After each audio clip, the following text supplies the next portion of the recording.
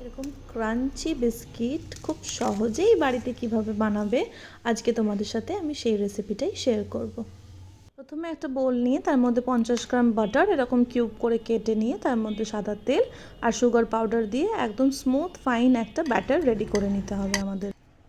ব্যাটারটা এরকম smoothly ready হয়ে আসার পর একটা চালনি নিয়ে ওর মধ্যে 1 কাপ ময়দা, 1 কাপ আটা, একটু স্বাদ মতো নুন যাতে সল্টি ফ্লেভারটা আসে, আর একটু বেকিং পাউডার নিয়ে ওর মধ্যে জিরে দিয়ে ভালো করে এটাকে মিক্স করে নেবে।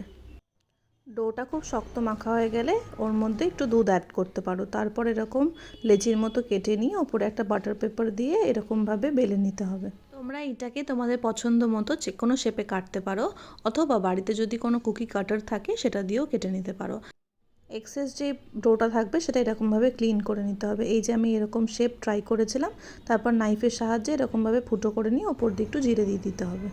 তারপরে একটা কড়াই নিয়ে তার মধ্যে সল্ট অ্যাড করে একটা স্ট্যান্ড রেখে, যাতে ডাইরেক্ট কন্ট্যাক্টে না আসে আর কি প্লেটটা, তার মধ্যে বিস্কিটগুলো রেখে এরমভাবে ঢাকা দিয়ে দিতে হবে। 15 মিনিট বাদেই বিস্কিটগুলোকে উল্টে পাল্টে নেবে।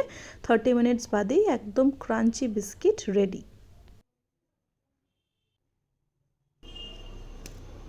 হ্যাঁ, ঠিক এতটা সহজেই তোমরা বাড়িতে বানিয়ে নিতে পারবে এরকম ক্রাঞ্চি বিস্কিট। রেসিপিটা ট্রাই করলে অবশ্যই কিন্তু আমাকে জানিও।